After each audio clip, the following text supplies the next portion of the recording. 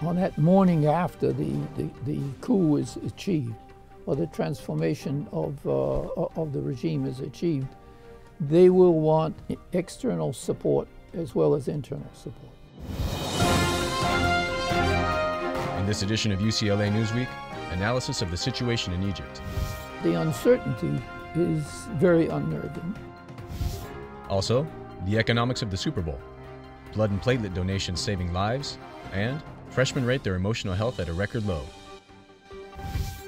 Political scientist Leonard Binder gives his take on the developing events in Egypt that have seen the government of Hosni Mubarak destabilized by mass protests. These people feel that friendship with the United States and American support will be of vital importance the morning after.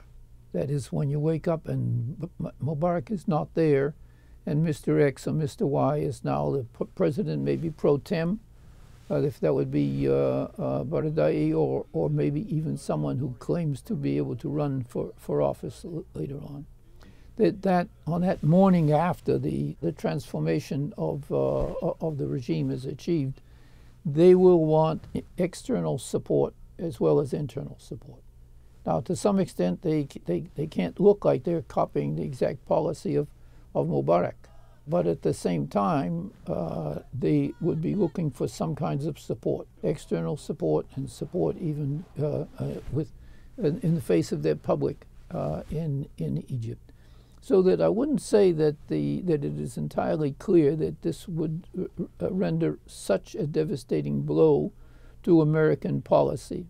But the uncertainty is very unnerving, and that uncertainty, of course, is shared by Israel, where we get indirectly, no quotes allowed, but indirectly we get reports of quite a high degree of anxiety regarding the changes that would have to be made in Israeli policy if it turns out that the leadership of Egypt rejects the 1979 treaty.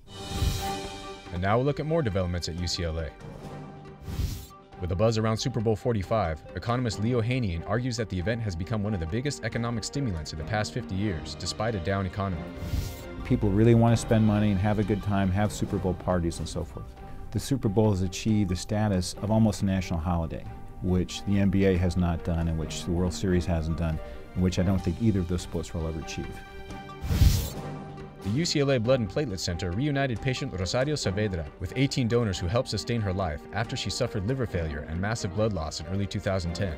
The mother of 8 underwent a liver transplant last April, and now the Saavedra family hopes to educate the public about the need for blood and platelet donations, especially among Latinos.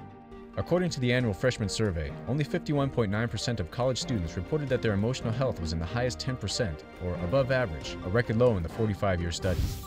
If we had to speculate on the kinds of things that are driving this, it would probably have something to do with the fact that students are feeling more overwhelmed and they've got more pressures to achieve. For more on these and other stories, please visit newsroom.ucla.edu and follow us on Twitter at UCLA Broadcast.